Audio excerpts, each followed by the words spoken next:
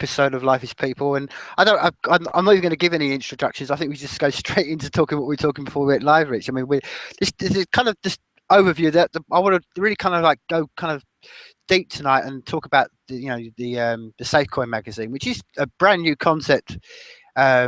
Or vaporwire, as we like to call it in our little community events. But this is a concept that's been driven mainly by yourself, Rich. So I think there's a lot that we can talk about, and I kind of really, I think I want to hand it over to you. Let hear your ideas, and then we'll bounce some ideas around and see how we go. So without any further ado, Rich. All right. So I had this idea. I was on the road driving back from Michigan. It was late at night, and I was thinking about it, and I'm like, it seems like an early time to be thinking about some type of periodical or magazine that would have to do with the Safenetwork. But then I thought about it, I'm like, no, this is actually the perfect time, because this is all the developing is going on right now.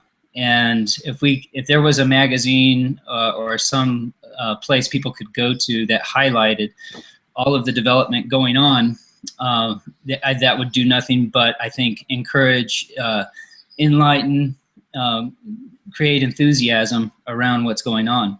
And for us that watch the boards almost every day and sometimes multiple times a day, that's no big deal. We don't need a magazine per se. But for those in the cryptocurrency community at large, and those who are interested in decentralized networks, maybe they don't have the time or the interest to go through the forums regularly, and a periodical type a magazine or a journal of sorts would allow them to stay abreast of the most important activity going on up to that date. And as Dali pointed out, this could also be quite useful at the conventions, the tech conventions that MadeSafe evangelists frequent, and it allows them to say, here's a periodical. It explains what MadeSafe is, what the Safenetwork is, applications being built around it, ideas. There's going to be an aspect to it that I would like to basically put out there. Here's the latest technology out there that's actually real and ready to be used. How can the Safenetwork be a part of that technology? And one of the things that I was considering, or that I was thinking about earlier today, is a lot of the great technologies coming down the pike are very much proprietary. Oculus Rift, Magic Leap, these world-changing devices are going to basically be made in a way that you have to be running the software, the hardware that they are supposed to be built on, right? So I also think that some of these new technologies would be greatly benefited by MadeSafe, but they're locked into their contracts with Microsoft and these other corporations that want to basically tell everybody, we're the gateway, this is how you get to use this technology. So I really would love to see a way for crowdfunding at the level of people who can actually work on the technology behind these virtual reality machines, to say, okay, here's MadeSafe. This is the much better platform to run this on.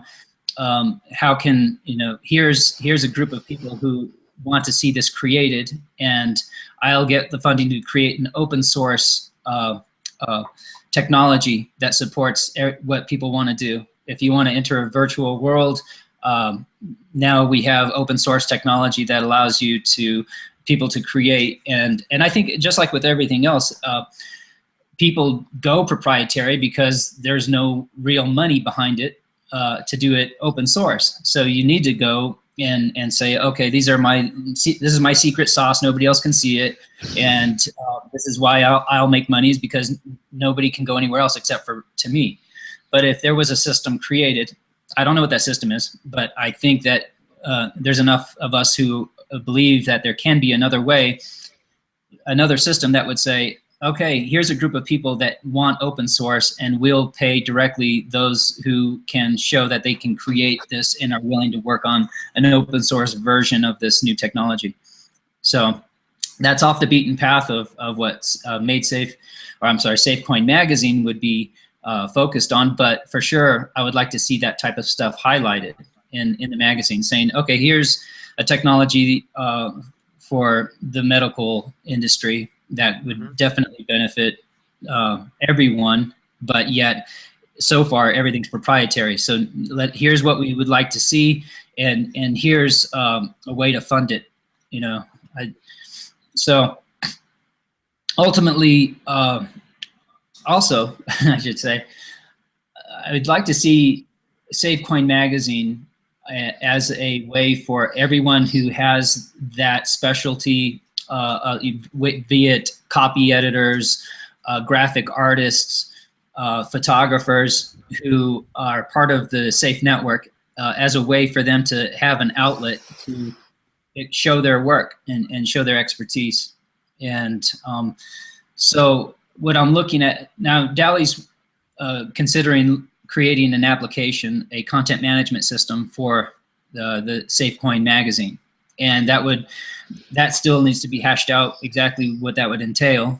But ultimately, there's going to be content that needs to be, I guess, gone over by people who are copy editors, so that, you know, our grammar is correct, the words are spelt right, the visuals are universally appealing, you know, all these things. It's a real endeavor, and I'd hope this is basically a call out to the community. Anybody who wants to be a part of a creation of this type of publication, to reach out to us and let us know how you'd like to contribute, you know, whether it be an article or an infographic. I think infographics are going to be extremely important in this type of publication, because really what Safecoin Magazine would be is taking the meat of what the technology is and then making it to where non-technical people can digest it. Yeah. And people like me, I'm very visual. If you can show it to me in a visual infographic, then I have my aha moment. But if you try to just explain it with mathematics, and my eyes will start to cross and I'll start to drool, and nothing gets across to me. So I think for people like me, this is a perfect medium, a way to, I guess, express the excitement around what's going on. And so this is, that's where I'm at now. Any questions? Well, I mean, this start at the very beginning, Rich. I mean, I think it's a great place to start. Why Safecoin Magazine? Why the name? Where did the title come from? Yeah. Okay. Yeah. And frankly, when I started thinking about it, I'm like, okay, if I were to call it something like Safenetwork Magazine, that appeals maybe to people who are very technical, and they're thinking, oh, a network. I understand networks and safe. Okay. Safecoin is something that appeals to, I think, a slightly larger percentage of the crypto community, and that being the non-technical people who got excited about cryptocurrencies in general. But it quickly opens up the path to that MadeSafe isn't about cryptocurrency. As they state often, it's the oil, not the fuel, of the currency, of the network. Mm-hmm. And that being the case, you quickly realize Safecoin is really about applications and communities, and it's about creating a system that is open to everyone on Earth, and all you have to do is allocate a small percentage of your computer.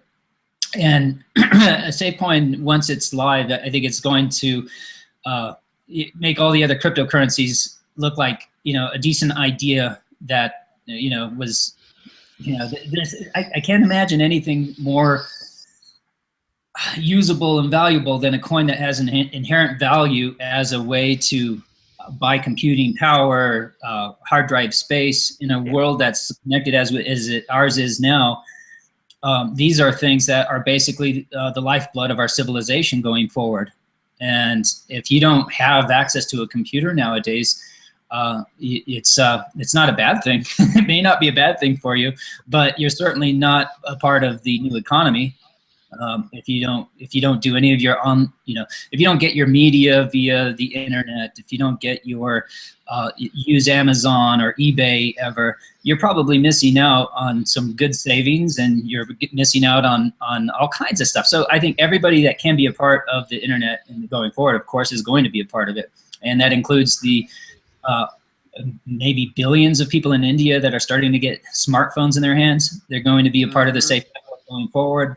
And one of the things that I love to think about is, all right, where there's about to be another leapfrog event where, all right, you have these countries that never had the infrastructure that the United States and the UK did, with all of their power lines that were then converted from telephone to DSL.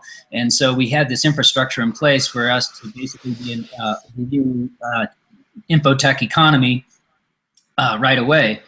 Well, then cell phones came about, and now you have Africa and places that never, a lot of places in Africa that never had the infrastructure. Now they don't need it, right? They get their wireless network. Well, and in America and in developed countries where most everybody has a laptop or a desktop to do their editing and their number crunching type creative outlets, be it video work and photography and sound. And going forward, that's not going to be necessary in those new relatively undeveloped countries, but now they have a smartphone that connects to the Safe network, and now they can use all those applications, their video editing, their audio editing applications that would have normally taken heavy duty processing power on their computer. Now they're using the Safe network to do their computing power. So I think there's another leapfrogging happening right now. And I mean, it's in the process of happening anyway. And that falls in line with the whole fintech, with cryptocurrencies now being preferred currencies, and other countries where people have cell phones but they don't have bank accounts. Now they can actually trade across international borders. So this is going to be a big part of it. And I was noticing somebody on the forum was posting, how does MadeSafe become somehow integrated with blockchains, or I should say, how can we get it MadeSafe to where blockchains can be integrated into it, and thereby secure the blockchain networks even more so. And I think Paige Peterson spoke up and said, well, at the moment they're not thinking about that, although they can see that in the future that could be a very important aspect to the Safe network, to harden the other technologies like Bitcoin and all the other altcoins that have real value. So, I think a magazine like Safecoin could actually address a lot of these issues, just to make sure that it's on the forefront of people's consciousness about what's about to happen, and that this isn't a technology to replace Bitcoin and other cryptocurrencies. This is a technology to enforce and harden the progression of the technologies that are starting to appear, and to make them open to everyone, available to everyone. Yeah, and I think it's that last point particularly, Rich, is the what I often call the epoch moment, because I think the epoch moment is coming where it's available for everybody. And like you said, it's like, I think you said it really, really summarized it really well.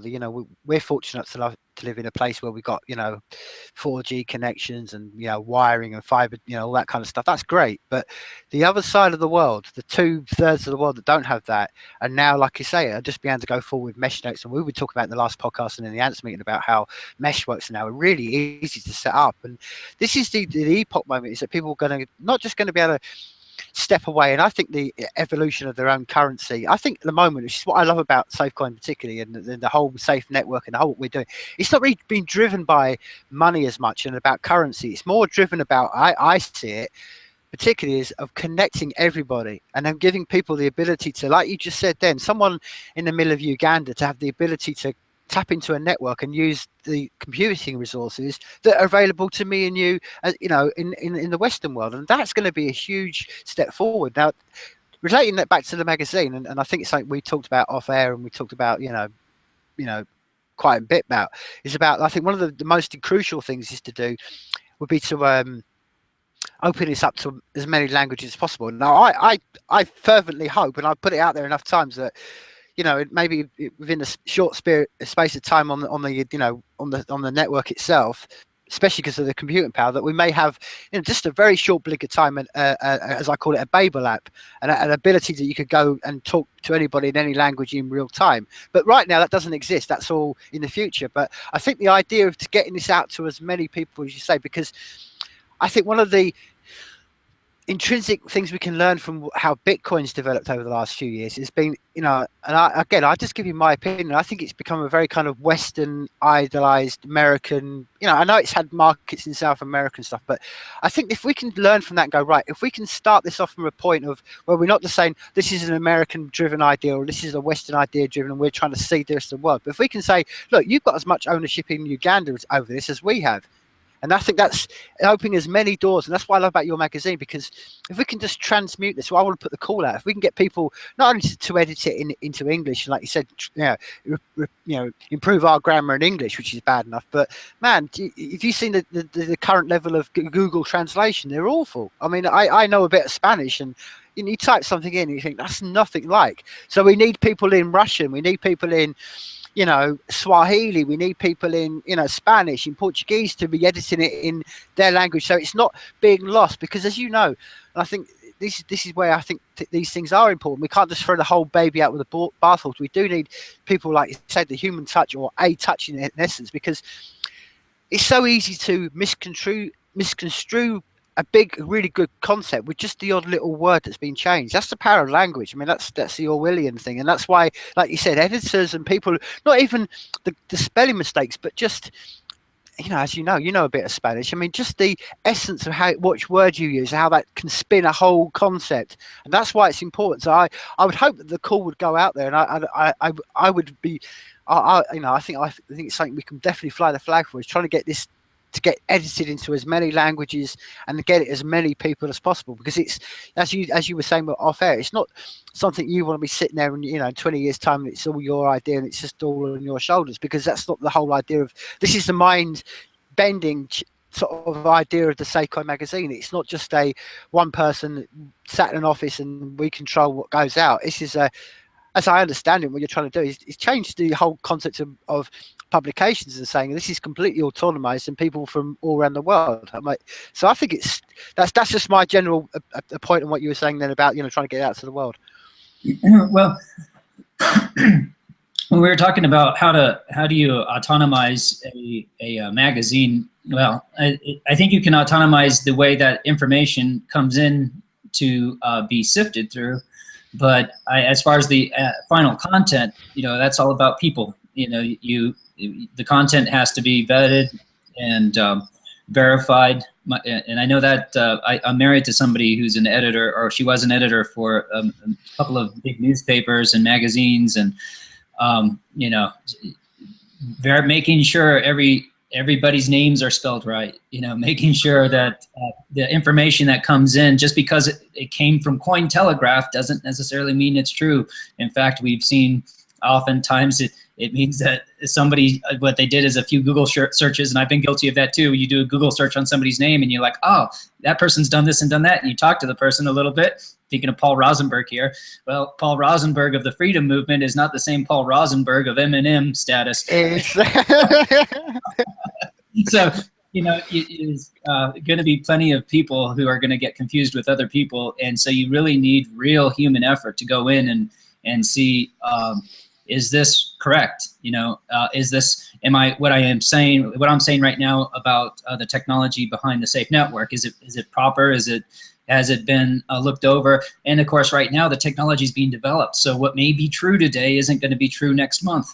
So this is all in flux. And so it takes real human effort to create a quality publication that is basically trustable. You know, you have to be able to trust the information.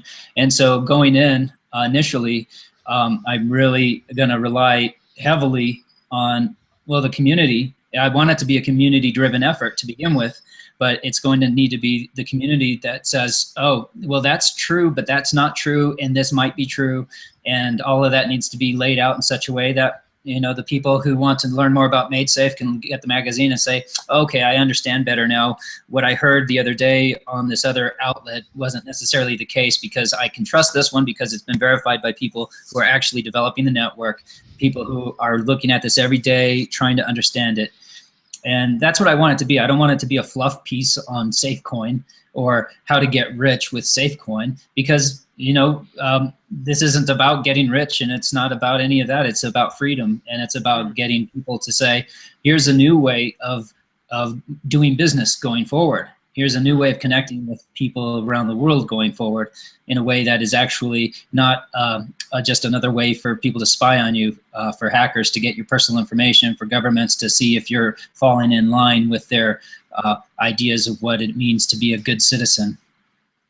Well, that's exactly the very essence of what we're talking about, Rich. And I think this is one of the things that's very live, and a live issue at the moment. I mean, for instance, things like YouTube and these servers that are out there at the moment. I think people have this benign view of all these companies and these people doing it. But I mean, I was talking to someone last night in Australia, and the amount of stuff that the YouTube in Australia are pulling down. The same in Germany. You can't, to view YouTube in Germany, you can't just watch, stuff that all of us can watch. It's got to be put through a central server that's then fed into Germany. And now, when you're living in these territories, it's like anything. If you don't know things, then you haven't got full knowledge. And all the time you're living under it, it's kind of like living in North Korea. You're under almost that happy illusion that what the world is like. Now, as we know, and the essence of freedom is all information should be available to all people at all times. And that's what I love about what you're trying to do. You're not just trying to.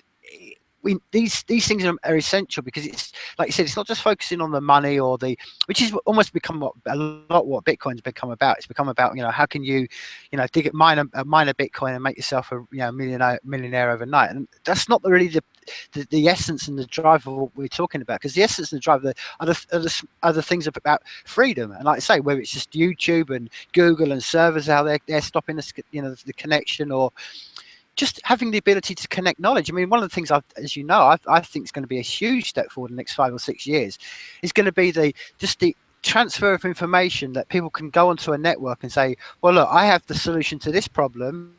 This is, or I have this problem, and someone else in another world can have the solution for it. And that's the freedom of connection, and which is the essence of what your magazine's about, and what the whole of the Safenetwork's about. And it's the essence of just trying to connect people and give everybody an equal value, which is what you're attempting with the Safecoin magazine is a real leap forward. Because, as you know, most magazines and most publications and most things that have to do with the system at the moment are always hierarchical and centrally controlled. So to sort of start off a magazine that's completely decentralized and saying, well, everybody's got a value and opinion, is great. But like I say, there are issues on the other side of that, because how do we, everyone's, we know we can't live in a world where everybody's opinion is equally valid, because some people opinions are just opinions, and other people can just go out and say, well, black is white, and no, you need verification and stuff. So these are all the live issues. But I think it's really, an essence of what the SafeNet stands for, and what we've flown the flag for, is the idea, like you just said then, is trying to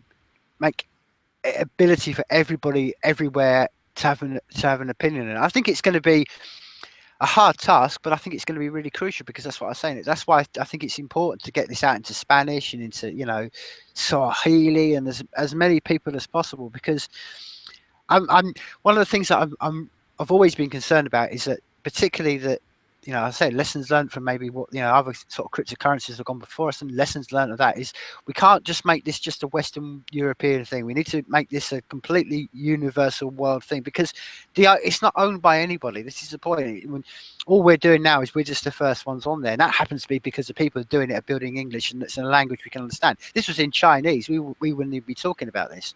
But that's the idea. But it shouldn't be that case. It should be, everybody, and that's what inspires me about what everybody I see on the Safe Network, and particularly what you're trying to do with Safecoin Magazine, is to open that door up to everybody, because it's important. Right. And being here I am in New Mexico. You're in Scotland. You're kind of close to the core team. You actually are able to communicate with them on a physical basis, and so in some ways, I could step back and say, who am I to try to create this? Shouldn't somebody closer to the core do it? But the idea of Made Safe is that we are now creating. I was thinking about the other day.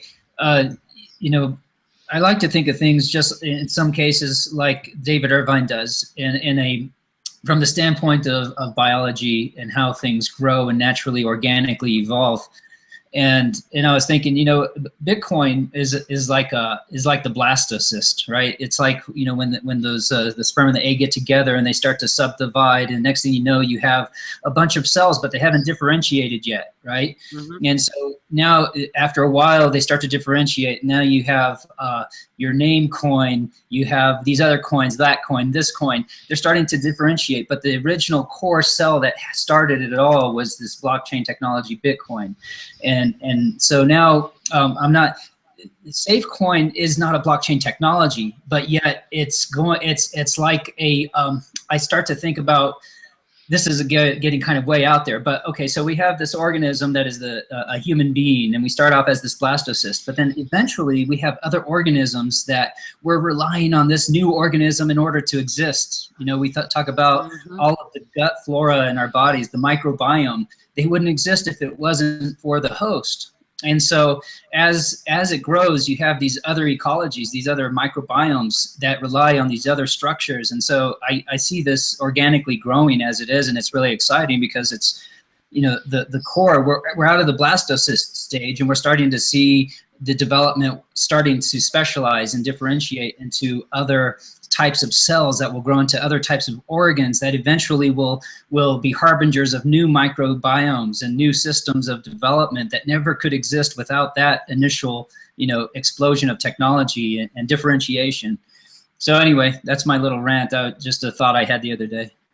No, I think it's very appropriate, Rich. And as I said, I think the ants. I think the fact that we've all just generally, you know, it's never been, you know, a top-down one. We've all just kind of called ourselves ants, and that's to do with the, you know, the ant technology and what, you know, what it stands for. But like you say, the metaphor of the ants, and I think it relates to what you just said. Then it's the idea that, and I've always been same thought process I had. Is that, you know, I'm sat here now and I'm looking out on my, you know, the grass in front of me, and I can't see an ant, but I know underneath this grass that they're tunneling away, they're busy away, and that's what I love about the Made Safe particularly, is it's all, like you just said, it's at the moment it's all underground sort of thing.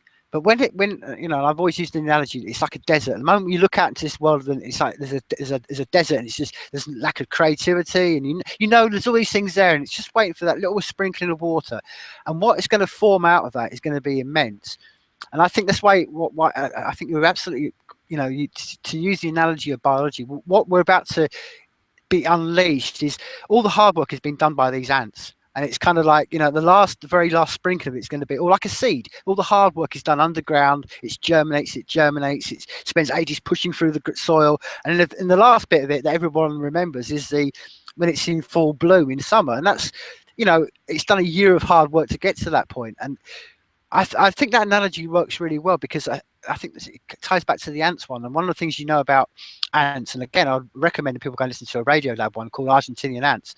And it was the idea that ants from anywhere in the world can connect with each other instantly, even though they look exactly the same. It's just that instant connection. And that's what's forming. It's like a whole network.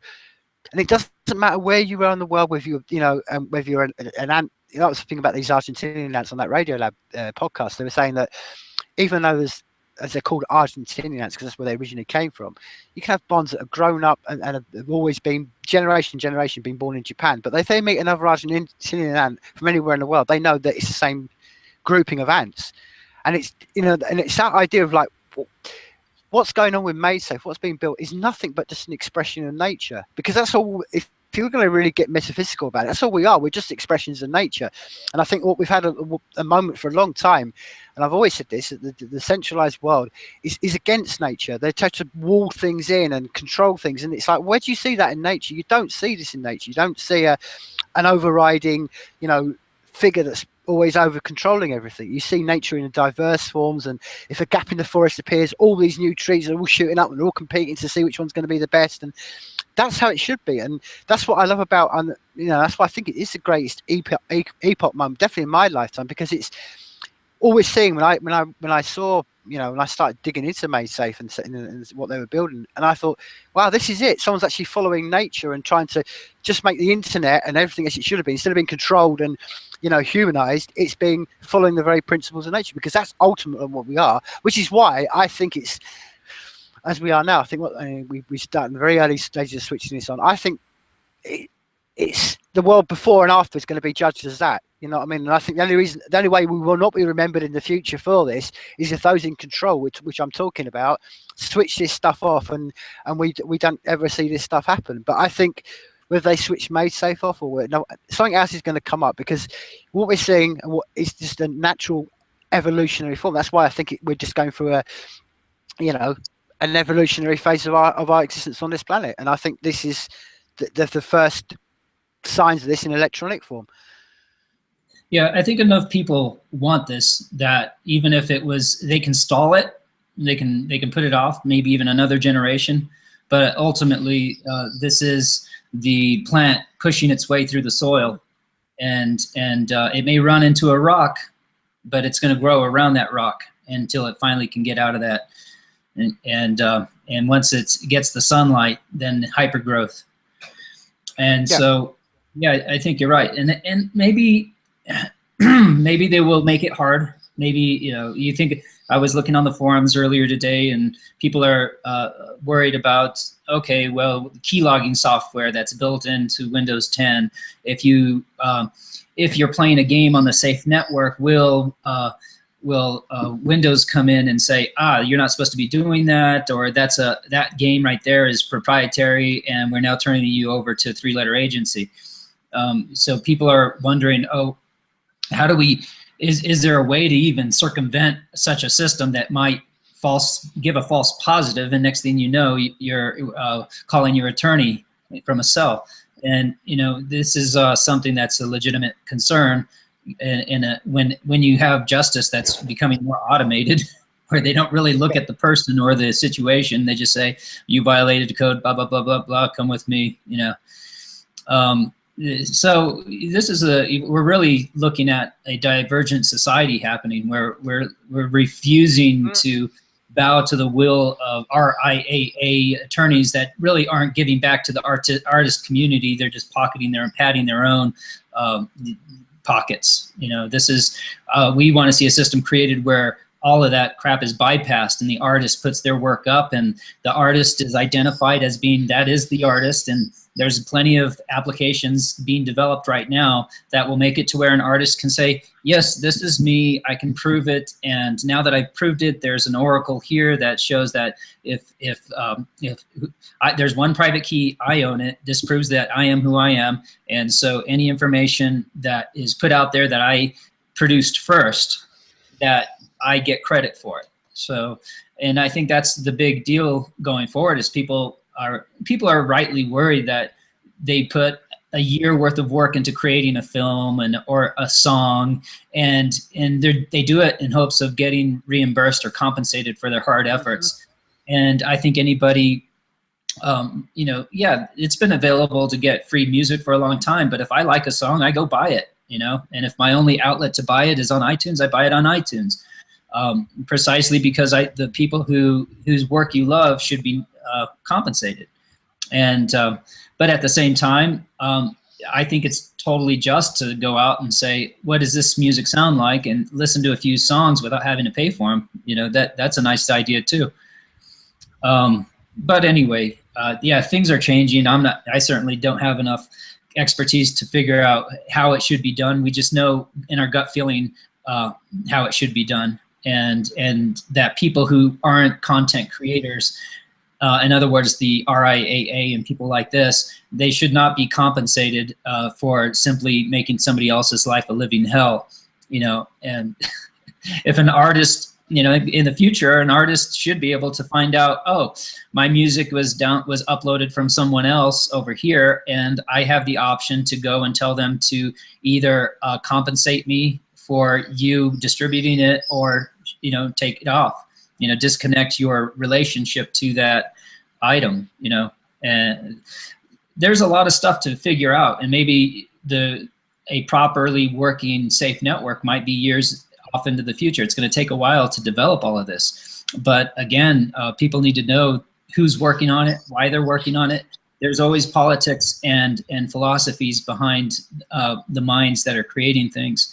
And, you know, of all from what I've heard of David Irvine, his politics, his ethics, and philosophy is one that I think a lot of people can get behind, because it's about real human freedom and not about jurisdictions and you know, overlords and, you know, the in-between person who wants to pad their pockets for somebody else's sweat. So I think, yeah, I think it can happen. Go ahead. No, I mean, I know I was saying, Rich, this is the, like you said, it's the divergence of mindsets that is going to be basically, I think, going to be the narrative. If you could fast forward in 50 years time when we're still here and we haven't blown ourselves up or whatever, but you know, I think the narrative when they look back to where we are, and I think the narrative the next 10 years is going to be between the ones who want more control in this world and the rest. And it's as simple as that. It's you know, and where I think that we're living in interesting days, and I think this is, you know, and I think the whole magazine, you know, like you say, even the Safecoin Magazine and what we're doing and all of what it is, it's about documenting this, because we're living in times right now where, like you say, we've got the power to sit in front of a screen, and we've got this connection, and this is a revolution that's never happened before in our lifetimes. Even this ability right now, where we can speak right now, you know, that's why I compare it a lot of times to the printing press being, you know, formed. And that's what May said to me is it's a printing press, because once we can get people and they can understand that they have, it's one of the things that me and Danny talked about the other day. It's like we've got to inform people that you don't need leaders, you're your own leader, and that's the crucial mindset moment we're getting into right now. And I think it's like you say, I think it's going to be down to two schools of thought. There's going to be those who want to control us all, and it's going to go down that school of thought. Or there's a lot of us who are just going to say, you know, the real power in us and human beings. And that's why I think momentum history has always been about things to divide us all up, because it goes back to what you said earlier on, Rich. I mean, yes, okay, let's take a nightmare world where all our keypads are being watched, and we get a phone call or a knock on the door, and there's a guy there with guns or a big stick, and he's dragging us and chucking us in a cage. So I said to you, as I mentioned this the other day in the last podcast, I was saying, well, eventually, you know, it's all about swarming and numbers. I mean, this is going back to the nature energy. This is what the power we have.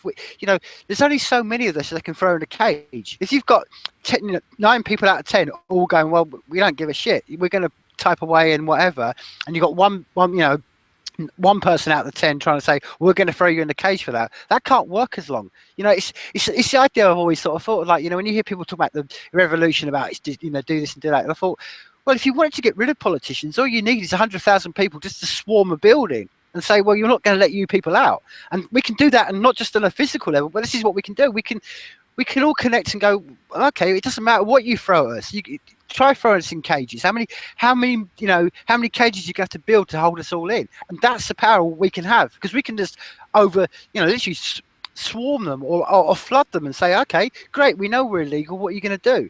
That's the power that human beings can have, because a law is only as functional as if everybody obeys it. And that's where you start to really shine, you know, the divergence in society happens. That's where dictatorships come from, when you have 9/10 of the people not wanting what the 1/10 does. But laws always work when the people want it. So if everybody's like, I don't want to be having a knock on the door for typing something on my computer, that's where the power we have. And that's what I really want people to understand, that we have the power, because you know, all right, there'll always be a few people on the outside, and that's, you know, the real darkness of any world. I mean, I told you I lived in Argentina. One of the things there was, yes, they disappeared 33,000 people, but there was a population of 10, 15 million people. They couldn't put them all in jail. And okay, maybe take a few of us to, you know, to take the hit, but hey, it's a bigger momentum of freedom that's important to me. And that's what going back to the magazine and stuff like this is what I'm trying to say. I love it. I'm really inspired by what you're trying to do. You're trying to say this is available to everybody to have a voice all around the world, not just in one part of the world and amongst one set of people who are interested in it. Because I think that's the bigger vision. Is opening it up to everybody. Right. Right. Yeah. I mean, looking at what's about to happen, everything is becoming connected. All of our appliances are talking to our, refrigerator is able to talk to the net. The lights are able to talk. Everything's talking to something else. And, really, there could be as a futurist sort of thought, you're going to have societies that are based on, some will be based on the proprietary technologies of Google, some will be based on open source technologies like the Safenetwork, and you'll have societies that say, this is what I think could happen. You'll actually have your city. So I'm going to Google City, I'm going to Safenetwork City. A lot of people would say, oh no, it has to be to where you can live in one jurisdiction or the other. Or that you somehow are able to tap into one and without having to actually move to another physical location. And maybe that can be true to some level.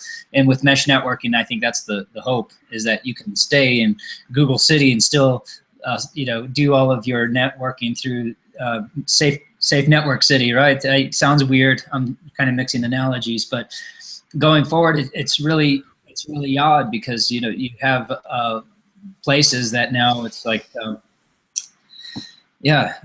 How do you get out from underneath a surveillance society? And can you, And I think that ultimately in the future, there will be little havens of places that still say, you have the right to walk down the street without, cameras. You have the right to communicate with your family and friends without everything being recorded. You have the right to type without key logging software monitoring everything you do.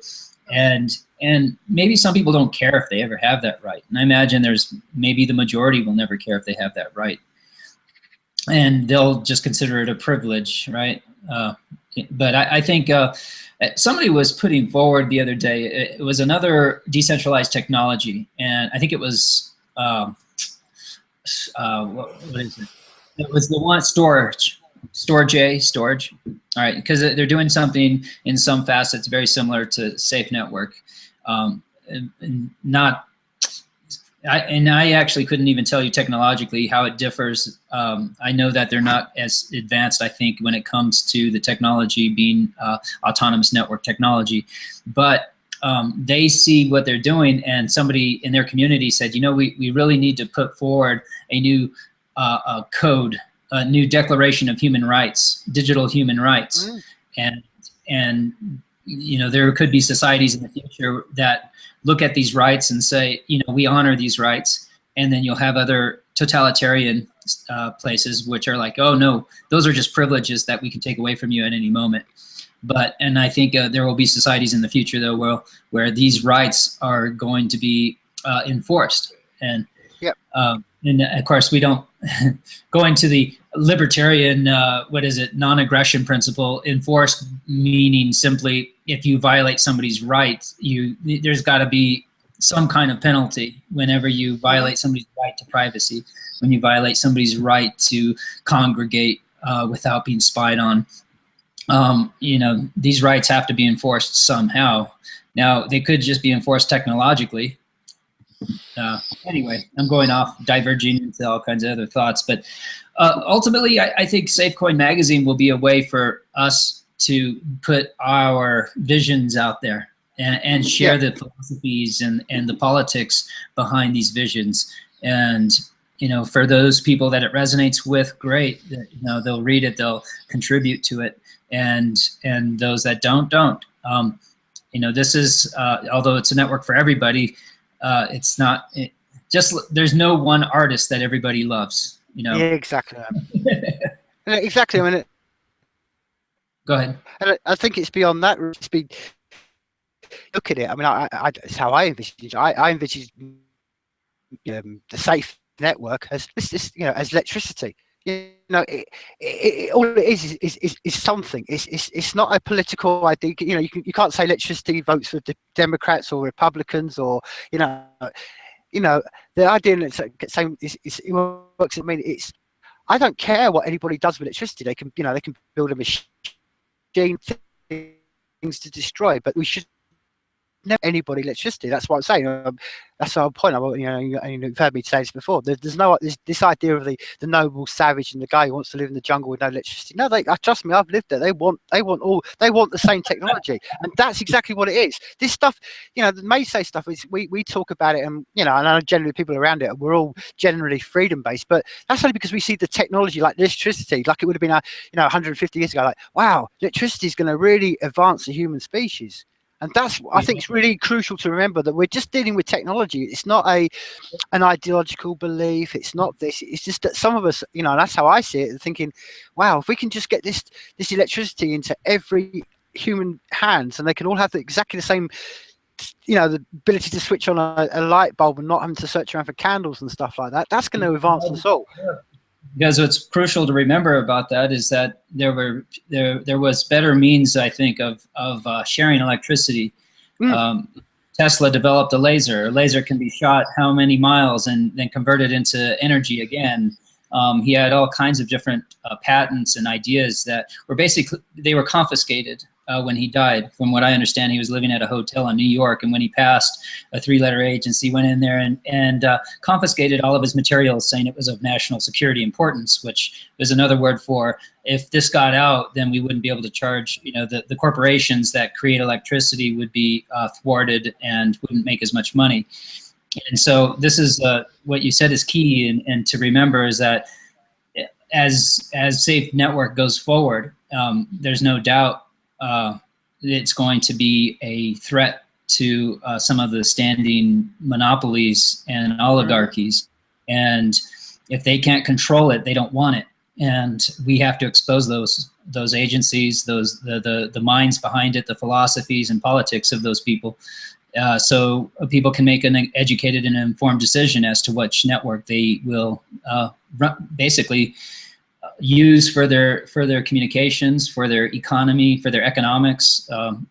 This is I like to think of it as System D. This is going to be probably one of the most empowering technologies for System D up to this point. Yeah. System D is important. I was reading a book. I forgot the name of it off the hand.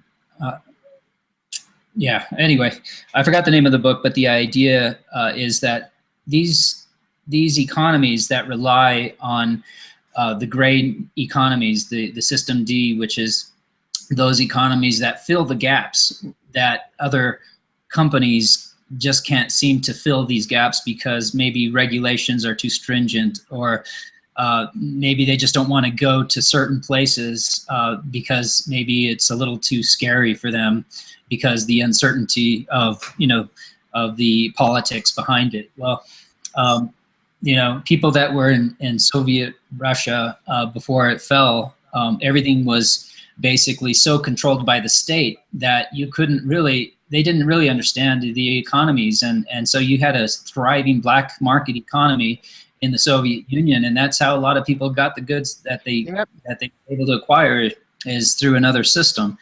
And so we live in pretty open economies where we're at, and I think they'll just be more open after this, and economies that are basically subjugated and overlorded by tyrants, they'll find it almost impossible to thwart this new technology and this new ecosystem, this new economy that develops right under their noses, that they can't kill it. It's not going to be that easy unless, like you say, you come out, you have I don't even want to think negatively about the things that they could do to shut it down, but there's always the heavy hand of the law that, but as somebody stated, again, I don't know whose quote, this isn't an exact quote, but the basic idea is the quickest way to get rid of an unjust law is to enforce it heavily. Yep. And so if people see that state agencies are coming down hard on a new technology that liberates the minds of people and liberates their ability to access and share information, then eventually people will wake up to it, you would hope, and say, no, we're not going to live under a tyrannical fascist state like this. you know, and we all have our own levels of what we're willing to accept, and when it comes to tyrants and dictators, you know, as long as they leave you well enough alone, most of us are happy to say, okay, I'm going to keep living here. I'm okay here. But as soon as they start pushing a little too hard, then and this is well known, you know, this is why I think in places like the United States, even though we claim to not be socialist, we're a very socialist country. You know, the welfare system takes pretty well care of most people who are willing to apply for it. And as long as you can do that in most any country, then you're not going to have any real revolution, because people are, you know, they'll work their 8 or 9 hours and they'll come home and turn on the boob tube or play their video games and be happy. And so, go ahead. No, I was just going to say, Rich, I equate all this to be, and I mean, I think the most fundamental point should always be choice. I mean, you know what I mean? And I think that's how it should be. I mean, if someone wants to choose to go and live in that, and I equate where to, I think, I honestly think how future will, you know, the future will be, because I don't think there's going to be a huge mind shifting a lot of time. And I think all that happened was what we're doing now. We're just giving people the choice. But I equate it maybe to religion.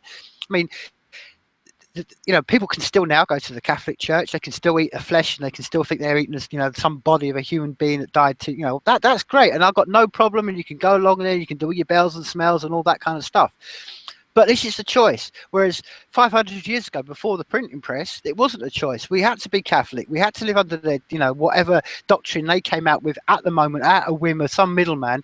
And that's what it's about. Now, I'm sure in the future there'll be people that go, oh, I want to live in a state-controlled world. Now, the trouble is, this is what the real reality of that, you know, whether your state is left, right, blue, pink, whatever shade of, you know, the colour flag they may fly, is that they're only able to do what they're doing under, not under choice, but under law. And you know, people aren't given the choice. People aren't given. I'm not given the choice of whether I want to have the NHS. I have to pay for that at source. You know, it's one of the things I was talking to Kevin from Brian Law. Like in Ireland, they're taking out the water charges for people's water at source before you even get it. Now, that's not choice. That's not me saying I want to go to X provider to provide me water. That's saying you pay me first and then we give you water. And it should never be that way about, you know, choice. Now, I'm sure some people, like you say, in the future would love that. They want to live in some, you know, beautiful little government-controlled society. But again, these governments will all fall down because you know that, because their whole system is based about having to force people out of money. That's why there's not one government in the world that's done by choice, because if they were done by choice, people would be like, and I've been around the world to see this, man. It's not just an American or a Western European thing. This is, I mean, in some ways we're under a different illusion in our parts of the world, because we don't really see the realities. But like I told you, when I lived in Argentina, and you know, it wasn't that long ago that they had people being thrown out of helicopters by states. You know, this is that there's a lot of people living that reality now. I know people live in Congo, and they're living under the reality of people dying on a daily basis under some sort of, you know, control basis. And it should all be about choice. And this is exactly what you know, the whole of the magazine's about, and everything's about. It's about choice. And that is the one thing that is really, I think that's exactly why I think it's really good that you did call it Safecoin Magazine, because it's the idea of coinage. It goes back to another thing that, you know, I wanted to tap on what you were saying, was just one of the things that always, you know, inspired me and, you know, infused me about the Safenetwork and everything, was the idea it was just cash. You know, the idea that when I give you a dollar bill, you don't know who spent it before me or who spent it after me. It shouldn't, you know what I mean? And I think that's one of the ideas I love about Safecoin. It's just a fluid idea that nobody should know what we're doing, you know what I mean? And I think it's a really inspiring idea that you did call it, you know, Safecoin Magazine, because that is ultimately the real choice. It's the, you know, I've got the choice to have a currency I can spend without anybody knowing what I'm doing. It's not stamped on a chain anywhere, and it's nobody can come back to me. This is just a currency that I can farm by, you know, joining a network, and then I can use in any way I like, and nobody can know, you know. And I think that's the ultimate in voting with your dollars, right? I mean, the only voting that matters anymore, at least that I can see when it comes to the U.S., is voting with your dollars, because ultimately the corporations, they groom the politicians who are going to write the laws that reinforce the corporation status as a monopoly, or at least have a favored place in the economy. And so ultimately, when you vote with your dollars, that's the only way that you're actually getting heard by the corporations. If in mass people can vote with their dollars, like I don't know if this is true. I'm going to put it out there anyway. But I heard back in 2012 there was an expose about an ingredient that was used by Pepsi that was a flavoring agent, which basically was derived from the fetuses of females, you know, from aborted fetuses. And when I first heard it, I just took it with a grain of salt. I was like, yeah, okay, maybe that's just propaganda. So maybe it's Coca-Cola really trying to dig out of our stuff. But, you know, I looked at it a bit further, and it seems like the company that was creating that the flavoring for Pepsi is a real company, and they really are using, I think it's derived from the liver or the kidney of the aborted female fetus, the special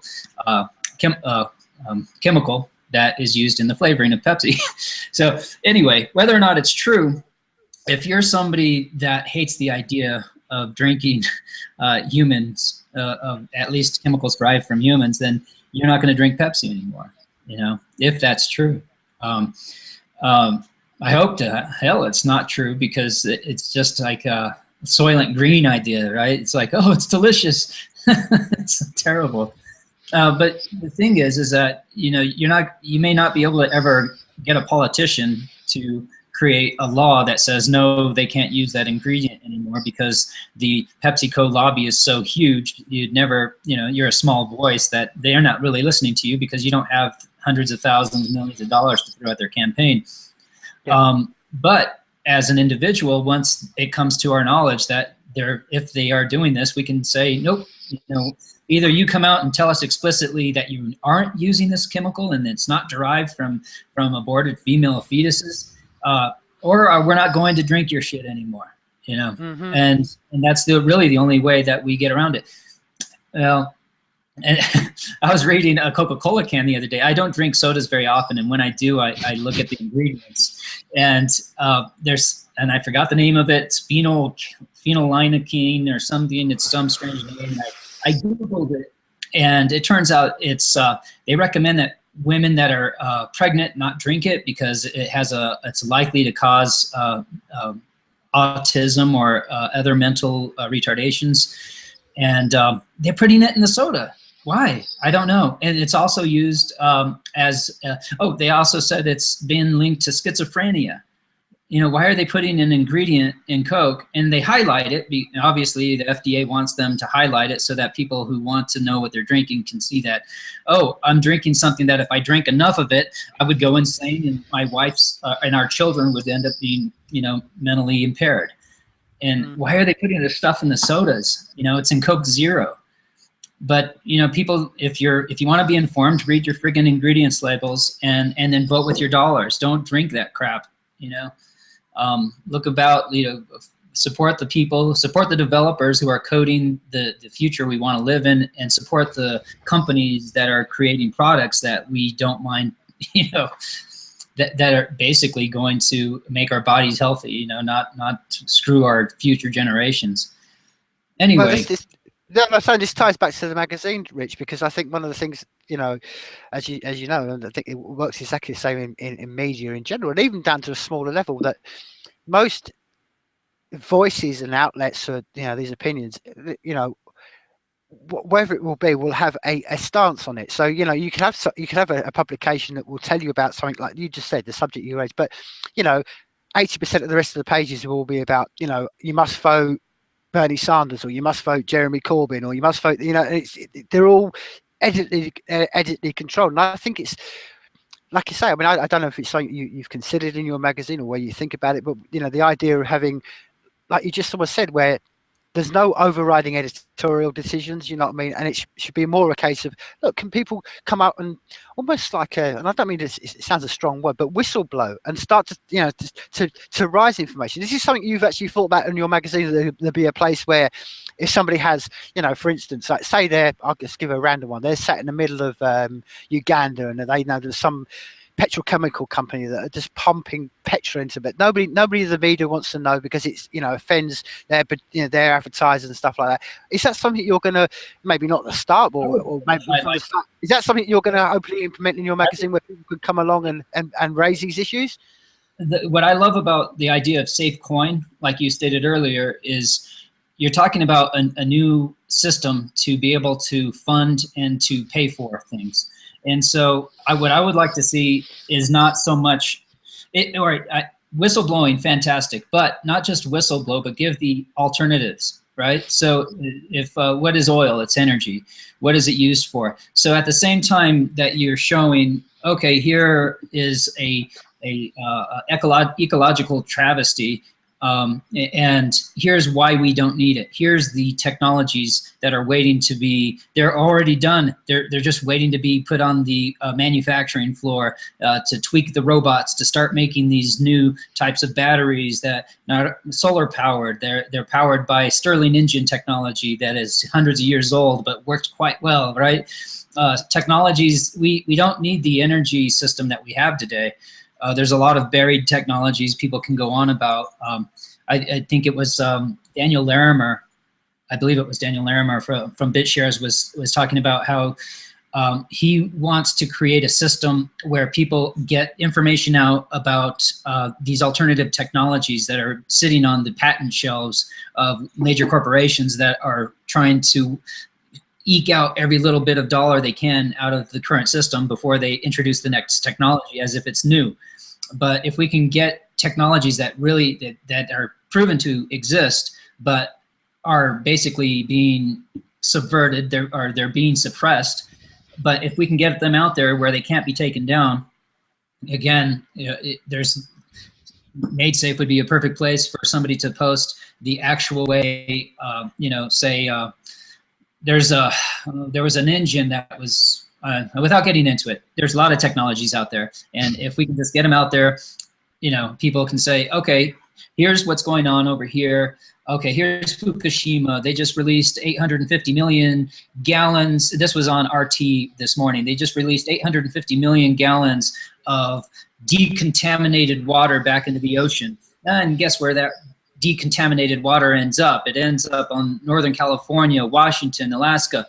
And there's only so much radioactive material you can separate from the contents of that water. There's unfortunately they're already getting the readouts on those out there on the ocean. They're taking out their gygometers and like, oops, yeah, here's a area here that is more radioactive today than it was last year. And as time goes on, I asked a friend of mine who's a nuclear physicist here in town. He actually gets paid to go shut down university nuclear reactors. Back when universities had nuclear reactors, they had to have somebody who would come in and shut them down properly so that, you didn't irradiate the whole university. So this is somebody who gets paid. And unfortunately, the way he puts it, he's like in his 70s now. And he says, most of the people out there are incompetent now. They really don't know what they're doing when it comes to this nuclear technology. And so they're doing things dangerously. And ultimately, it's a big mess. He actually created a design patent. He patented I shouldn't say he did. He created a device that would take out certain radioactive particles out of irradiated water. And the guy who was his partner patented it without putting his name on it. Right? So my friend was basically cut out of the patent, and it was one of those things that took the wind out of his sails. Anyway, I'm going off tangent there, but the idea is I asked him, what do you think about Fukushima? And he said, well, think of Chernobyl and multiply that times 3. That's what's going on there. We had 3 meltdowns, and they're just pushing that, and so, rather than, there's nothing to whistleblow about that, but people do, it's not in the mainstream media consciousness. A lot of people think, oh, didn't that happen years ago? That was taken care of. That's all solved now. No, it's far from solved. We're going to be, there's going to be plenty of physical maladies on the east coast of California because of it for generations to come because of it. But, and just not to mention the ecological damage to the oceans in that surrounding area is going to be tremendous. And anyway, the idea when you were talking about whistleblowing is what do we do technologically? What, how do we highlight the clean technologies? How do we put them out in front of everybody? Pinterest has all kinds of clean technologies that are on their technology board all the time. How do we then push that forward yet again to say, hey, it's here. Let's start using it. Let's use as little energy as we can from sources that have the capacity to basically ruin our genetic. Our genome is now going to be screwed up for quite a while because we're just running these other technologies because politicians said, oh, nuclear energy, that's one of the safest, cleanest forms of energy. Oh, give me a freaking break. Tell that to the kids without arms from Chernobyl. Tell that to the kids yet to be born in Northern California who, because their mama was out there playing in the ocean when they were in utero, now they're screwed up. And unfortunately, all of the food we get from there, the salmon and the yeah, it's a mess. But I do believe there are technologies that might even be able to help us get around that.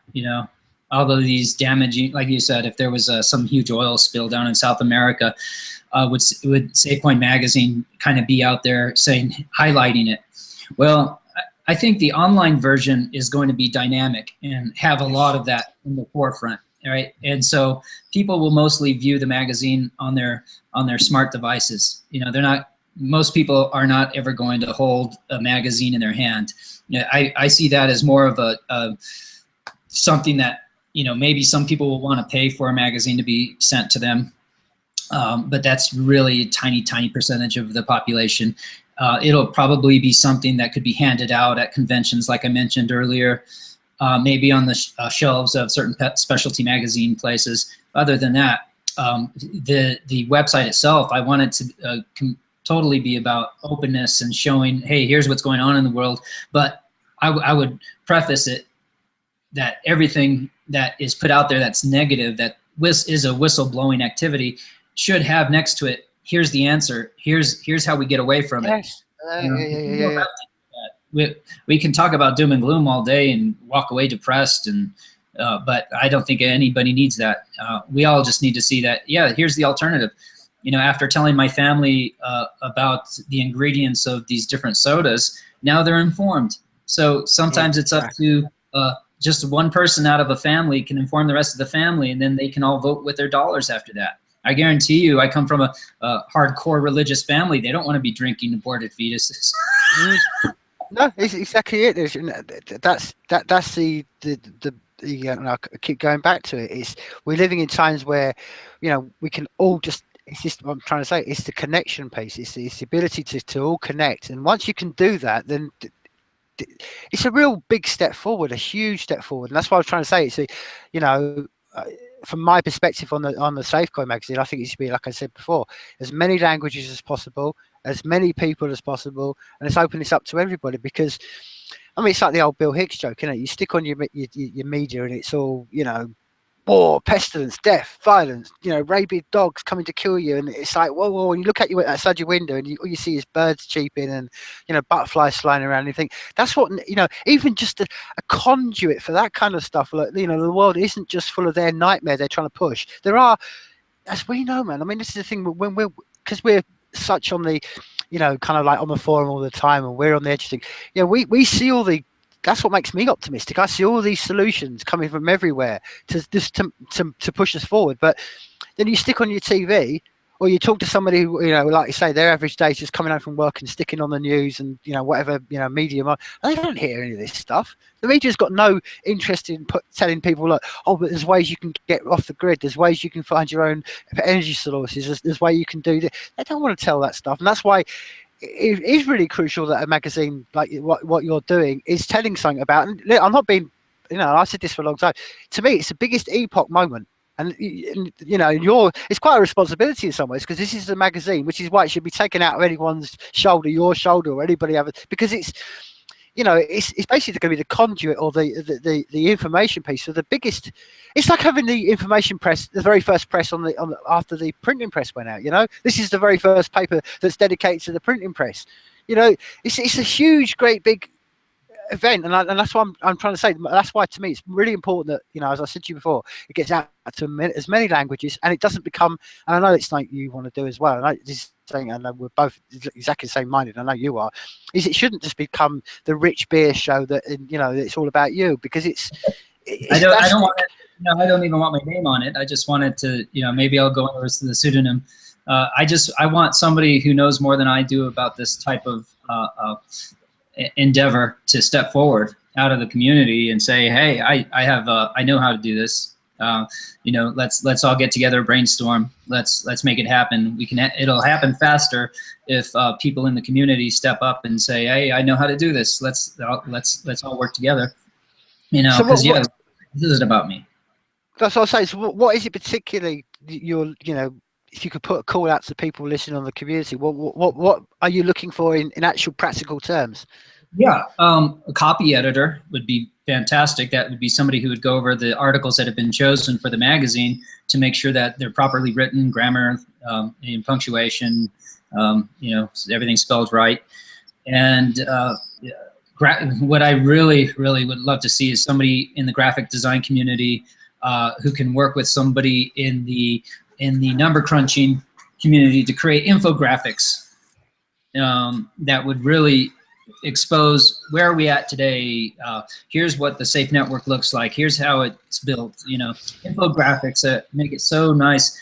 Sometimes, you know, you oversimplify and you maybe don't get it perfect, but that's okay. I just want an infographics that basically outline in, like I said, digestible terms visually for people, so that you wouldn't even really need to speak English very well at all to be able to look at an infographic and get the basic idea. And furthermore, if you wanted to translate an infographic, it's a hell of a lot easier to translate an infographic than a technical paper. So, you know, I'm looking at that.